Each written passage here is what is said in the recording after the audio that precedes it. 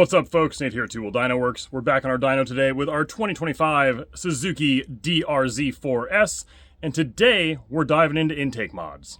So we've tried a few different things now on the intake on this bike to go ahead and uncork it as much as possible, but before we dive into what we've done there and what improvements those things made, or didn't make, let's quickly just recap where the bike started from and then where it sat in the last video we showed you, with the exhaust side already properly uncorked with the Yoshimura exhaust on the bike right now and with our custom ECU mapping in place.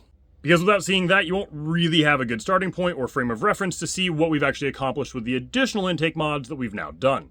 So here's a quick graph, and we'll go ahead and break this down for you. This is actually the exact same one you can find on our website at tooldynoworks.com in the ECU Flashing Service product description for these bikes. The red line that you see there is the bike in completely 100% bone stock configuration.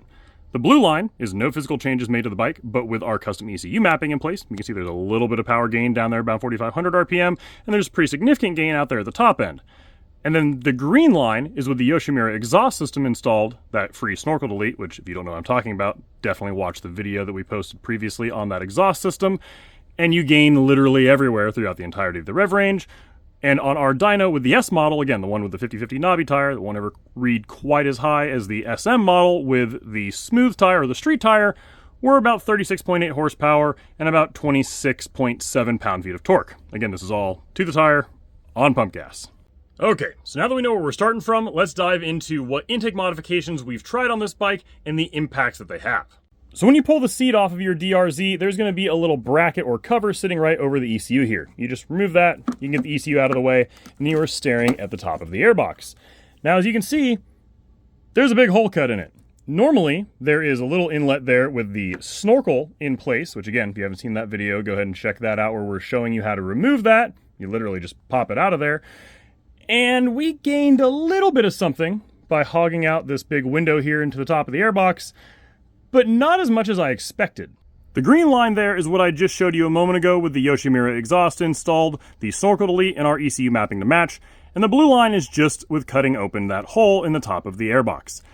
Yeah, you gain a little bit of something, like 1 pound-foot of torque and 1 horsepower right off here at the bottom, but it's really not going to change your life. That's not an enormous improvement on these bikes.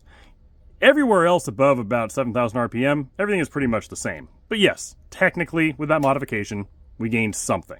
Now, we actually bought a couple of these airboxes, so I can do stuff like this to them without doing anything irreparable that I couldn't put back. So on some other airboxes that we have, we tried making these holes bigger and bigger and bigger, and we got all the way to the point where, well, you're kind of running out of box to cut away until you're at the top of the air filter. And nothing really changed.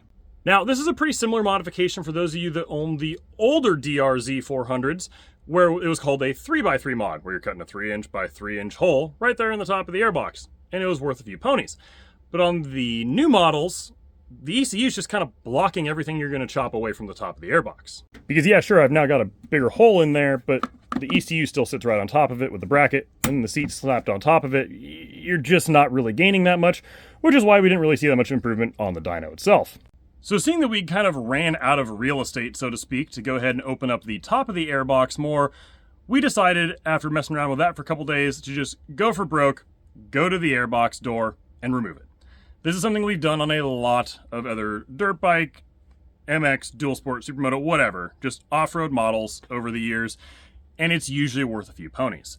Now, I don't particularly like doing this modification when guys are actually going to be riding these things in pretty crappy off-road conditions because, well, the airbox door is really the only thing preventing actual mud and water and particulate from getting to the foam air filter itself.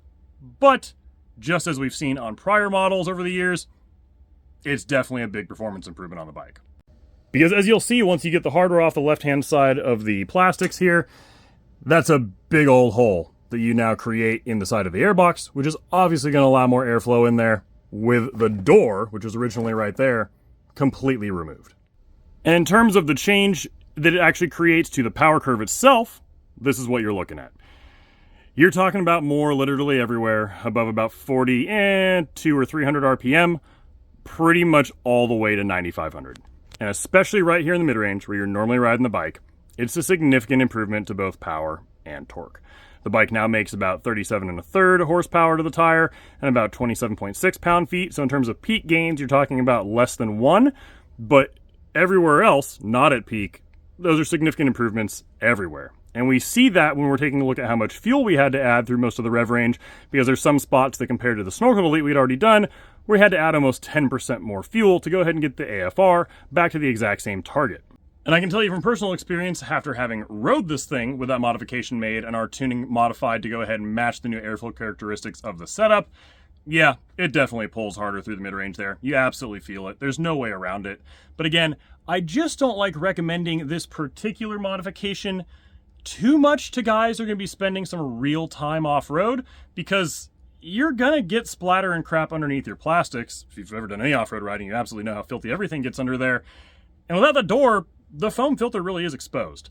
So for guys that are going to go ahead and do these S models real justice and ride them in some single track conditions, I just don't know that I would recommend doing it. But for you supermoto guys, or you guys that own the S models that really won't be doing that much off-road riding, it's free horsepower, man. You just go ahead and pull 2 cotter pins out of the pins that allow the door to hinge, pop the whole door off once you slide the hinge pins out, and that's it. You're done. Now, the other thing that's worth mentioning is just how important it is to go ahead and consider all these modifications as a whole when you're thinking about what you're doing to these bikes. The bike is in really no way, shape, or form anything like the way that it started when we rolled it off the showroom floor, because between the combination of the ocean mirror exhaust system, that Airbox mod, and our custom ECU mapping to bring it all together, the improvements are pretty dramatic when you compare it to how the bike was in bone stock trim. The blue line there is the bike stock, and the red line is how it sits right now in our dyno. You're talking about 20% more torque to the ground right there off the bottom at 4,500 RPM. And if I were to move the cursor way out there to the rev limiter, you're seeing a 20% improvement in horsepower.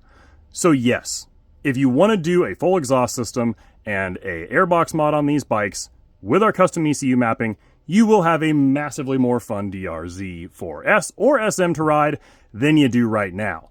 Just make sure that you think really hard about what kind of riding you're going to be doing on the bike, though, before you go quite as far as we have now on the Airbox to go ahead and just remove that door entirely for the reasons I've already mentioned in this video. And if you are going to go as far as we have with this bike and do the whole Airbox mod and an exhaust system, just remember that, as I mentioned in the prior video when we were just talking about the Yosh and the snorkel delete, you absolutely need to have the ECU flashed, because you're talking about a lot of fuel that is now needed to go ahead and accommodate for 20% more torque off the bottom and 20% more power at the top end of the rev range.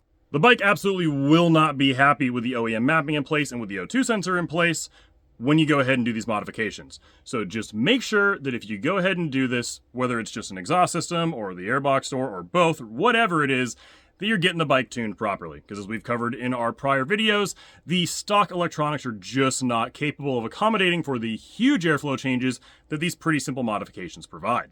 Now, if you're looking to go ahead and get our custom ECU mapping for your specific intake and exhaust setup on your new DR-Z4, go ahead and head over to twowheeldynoworks.com, purchase our mail-in ECU flashing service for $349.99 there on our website.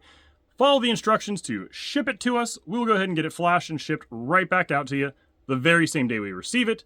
And if you have any questions in the meantime, please do not hesitate to email us at support@twowheeldynoworks.com. I personally answer any and all tech support questions that we get here at the shop every single day we're open, and we are truly always happy to help.